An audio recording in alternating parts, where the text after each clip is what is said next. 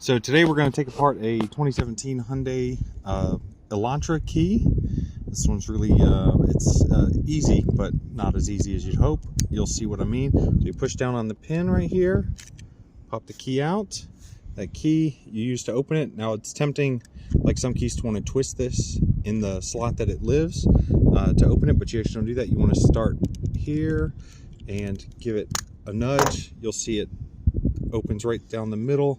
The lower side is the side you want to pop off, and it opens up. Now this comes apart in a few pieces. So there's your button pad, and then the board. The board's the fun part. You just kind of want to wiggle it. If you're too rough with it, it'll go flying, and then it comes out. And the battery, you can just snap it out whichever way you can get your pry tool in there. You can use a flathead or anything like that. It shows you negative side goes up.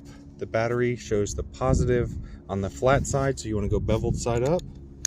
Snap it in, and then your board goes back in. The easy way to locate it is to use your contact point, and it doesn't snap in quite the same as it snaps out.